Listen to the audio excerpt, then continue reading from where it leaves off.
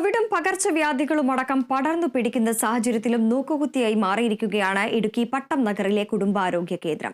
ഇവിടെ ഡോക്ടർമാർ ഇല്ലാതായിട്ട് ദിവസങ്ങൾ പിന്നിടുന്നു. കിലോമീറ്ററുകൾ താണ്ടി ആശുപത്രിയിലെത്തുന്ന രോഗികൾ നിരാശരായി മടങ്ങുകയാണ്.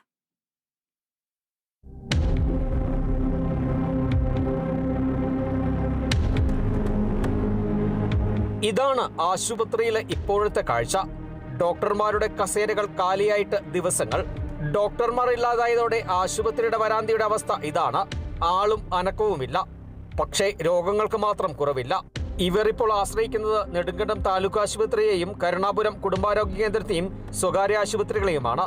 3-ലധികം ഡോക്ടർമാർ ഉണ്ടാവേണ്ട ആശുപത്രിയിൽ ഉണ്ടായിരുന്ന ഒരു ഡോക്ടർ കൂടി അവധിയെടുത്തതുകൂടിയാണ് പ്രതിസന്ധി രൂക്ഷമായത്. കിലോമീറ്റർ ദൂരം നിന്നും എത്തുന്ന ആളുകൾ ഇപ്പോൾ നിരാശരായി മടങ്ങുന്ന കാഴ്ചയാണ് ഇവിടെ നിന്നും കാണാനാവുന്നത്. ജീവിതശൈലി രോഗങ്ങൾക്കുള്ള മരുന്നുകൾ മാത്രമാണ് നൽകുന്നത്. കഴിഞ്ഞ മാസം വന്നപ്പോഴും ഇതുപോലെയായിരുന്നു. 4 തവണ വന്നിട്ടും ഡോക്ടർ ഇല്ലായിരുന്നു. ഇന്ന് കാണുന്നവർക്ക് വന്നതാ, ഇന്നും ഇല്ല. ഡോക്ടർ വേണം അത്യാവശ്യമായിട്ടും. ഞങ്ങൾ എല്ലാ മാസം വരുന്നു അവിടെ.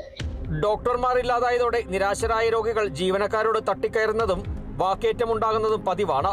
അധികൃതർ അടിയന്തരമായ വിഷയത്തിൽ ഇടപെടണമെന്നാണ് നാട്ടുകാരുടെ ആവശ്യം. Kerala vision news, Idukki.